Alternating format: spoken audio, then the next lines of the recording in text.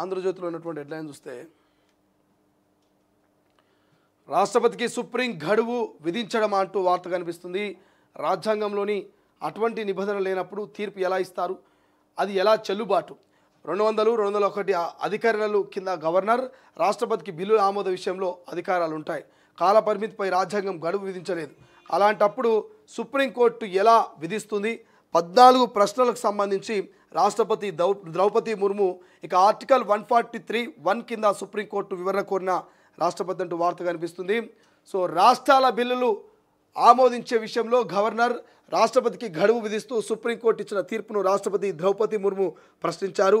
శాసనసభలు ఆమోదించిన బిల్లులకు గవర్నరు ఆమోదం తెలపకుండా కాలయాపన చేయడం, రాష్ట్రపతి పరిశీలనలో ఉన్నవి తీవ్ర జాప్యానికి గురికావడంపై సుప్రీంకోర్టు గత నెల 8న సంచలన తీర్పిచ్చిన సంగతి తెలిసిందే. ఇలాంటి అంశాలపై 3 నెలల్లోగా నిర్ణయం తీసుకోవాలంటూ గవర్నర్తో పాటు రాష్ట్రపతికి గడువు విధించింది. ఈ తీర్పును రాష్ట్రపతి ప్రశ్నించారు. రాజ్యాంగంలో అలాంటి నిబంధన ఏది లేనప్పుడు సుప్రీంకోర్టు తీర్పు ఎలా ఇచ్చిందని, అది ఎలా చెల్లుబాటు అవుతుందని ముర్ము అడిగారు. రాజ్యాంగంలోని ఆర్టికల్ 143(1) అధికరణ ప్రకారం తనకున్న ప్రత్యేక అధికారాన్ని ఉపయోగించుకొని రాష్ట్రపతి ముర్ము ఈ మేరకు సుప్రీంకోర్టు వివరణ కోరారు. రాజ్యాంగంలోని 200 అధికరణ కింద బిల్లులకు ఆమోదం తెలపడం, నిలిపి ఉంచడం, రాష్ట్రపతి పరిశీలనకు పంపే ప్రక్రియలో గవర్నర్లకు కొన్ని అధికారాలు ఉంటాయి. అదే సమయంలో ఈ ప్రక్రియను గడువు కూడా ఏమీ లేదు. అలాగే 201 అధికరణ ప్రకారం రాష్ట్రపతికి కూడా అధికారాలు ఉంటాయి. ఈ అధికారంలో కూడా గడువు విధించలేదు. ఈ నేపథ్యంలోని బిల్లుల ఆమోదానికి గవర్నర్, రాష్ట్రపతికి సుప్రీంకోర్టు గడువు విధించడంపై ముర్ము 14 ప్రశ్నలు సంధించారు. ఈ ప్రశ్నలకు సమాధానాలు ఇవ్వాలని సుప్రీంకోర్టును కోరారు. ఈ అంశాలపై స్పందించేందుకు సుప్రీంకోర్టు నూతన సీజేఐగా బాధ్యతలు చేపట్టిన జస్టిస్ బిఆర్ గవాయ్ త్వరలోనే రాజ్యాంగ ధర్మాసనం ఏర్పాటు చేసే అవకాశం కనిపిస్తుంది. సో సుప్రీంకోర్టును రాష్ట్రపతి వివరణ కోరడమా? ఇది సుప్రీంను సవాలు చేయడమే. ఇక బీజేపీయేతర రాష్ట్రాల అసెంబ్లీలను స్తంభింపజేయాలనే కేంద్రం యోచన. తమిళనాడు సీఎం స్టాలిన్ ధ్వజం, చట్టసభలో ఆమోదించిన బిల్లులపై మీకు అభ్యంతరం ఏమిటి? కేంద్రాన్ని నిలదీసిన వామపక్షాలు. సో ఇక్కడ మనం ఈ అంశం గురించి పెద్దగా ఏం మాట్లాడే పరిస్థితి లేదు, ఎందుకంటే పూర్తి స్థాయి అవగాహన కూడా లేదు. ఎందుకు అవగాహన లేదంటున్నా, ఎందుకు మనం గవర్నర్ మీద, రాష్ట్రపతి మీద, లేకపోతే సుప్రీం మీద అనుచిత వ్యాఖ్యలు చేయలేమంటున్నా అంటే ఇది మన పరిధికి సంబంధించినటువంటి అంశం కాదు. ఇవాళ ఇక్కడ 2 అంశాలు గుర్తుపెట్టుకోవాలి. ఒకటి, రాష్ట్రపతిని, గవర్నర్ని సుప్రీం ప్రశ్నించే అధికారం కావచ్చు, లేకపోతే సుప్రీం వాళ్ళకి కొంత కాల పరిమితిని విధించేటువంటి అవకాశం కానీ లేనట్టుగా తెలుస్తుంది. ఎందుకంటే ఇటు గవర్నర్కైనా అటు రాష్ట్రపతికైనా రాజ్యాంగం ప్రత్యేకమైనటువంటి కొన్ని ఆర్టికల్స్ ఉంటాయి, కొన్ని సెక్షన్స్లో కొన్ని హక్కులు, విధులు వాళ్ళకు ఉంటాయి. దాని ప్రకారం వాళ్ళు ముందుకు పోవాల్సి ఉంటుంది. ఇవాళ రాష్ట్రపతిని, మరి గవర్నర్ని సుప్రీంకోర్టు ఏమంటున్నది?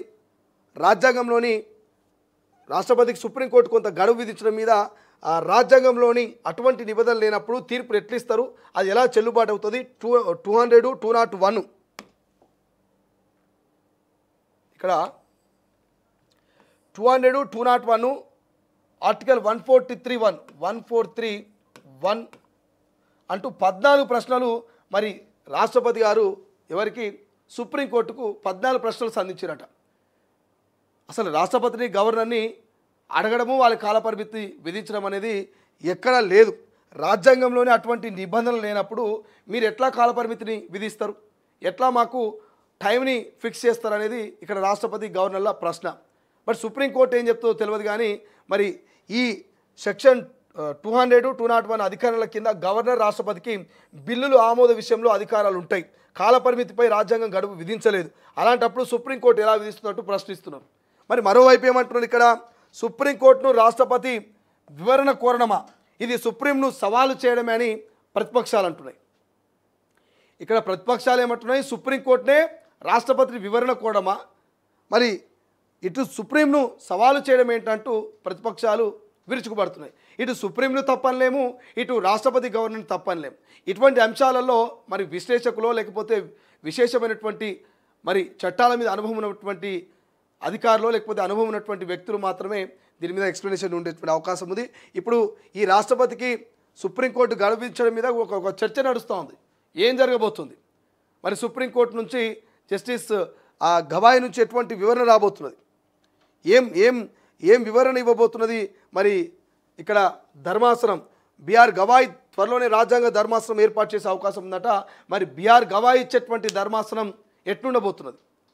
ఎందుకంటే ఇటు లోక్సభ అయినా అటు రాజ్యసభ అయినా ఏదైనా బిల్లును ప్రవేశపెట్టినప్పుడు 2 సభలు ఆమోద ముద్ర వేసిన తర్వాత అవి ఇటు రాష్ట్రంలో అయితేనేమో గవర్నర్ దగ్గరికి పోతాయి. జనరల్గా ఇప్పుడు మీకు ఎగ్జాంపుల్ చెప్పాలంటే మొన్న ఎస్సీ వర్గీకరణ బిల్లు ఉన్నది. ఇటు 2 సభలు, ఇటు శాసనసభ శాసనమండలి 2 చట్టసభలో ఆమోద ముద్ర పొందినప్పటికీ రాష్ట్ర ప్రభుత్వం గవర్నర్ దగ్గరికి పోతే గవర్నర్ ఆమోద ముద్ర వేస్తే అప్పుడు ఒక జీవో, ఆ జీవో తర్వాత అది అమల్లోకి వస్తుంది. యాస్టీస్గా మరి కేంద్రంలో కూడా అట్లే ఉంటుంది.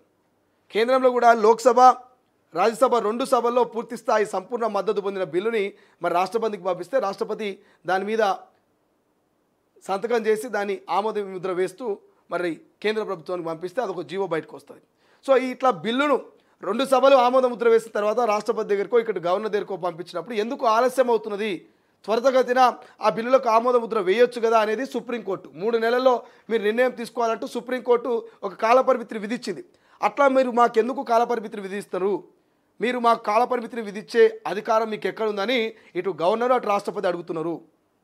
సో సభల ఆమోద ముద్ర వేసినటువంటి బిల్లుల మీద మాకు నిర్ణీత టైం అంటూ ఏముండదు. దాని మీద మేము స్పందించడము, దాన్ని అమలుపరచడము, దాన్ని ఆమోద ముద్ర వేయడం అనేది రాష్ట్రపతికి మరి గవర్నర్కి కొన్ని అధికారాలు ఉంటాయి ప్రత్యేకంగా రాజ్యాంగంలో అని మరి ఇక్కడ 14 ప్రశ్నలు సంధించారు సుప్రీంకోర్టుకు. మరి 14 ప్రశ్నలకు సుప్రీంకోర్టు నుంచి ప్రత్యేక ధర్మాసనము ఏం తీర్పు ఇవ్వబోతున్నది చూడాల్సినటువంటి అవసరం ఉన్నది. సో దీని మీద చర్చ జరుగుతున్నది ఇప్పుడు. రైట్, వెలుగులో చూస్తే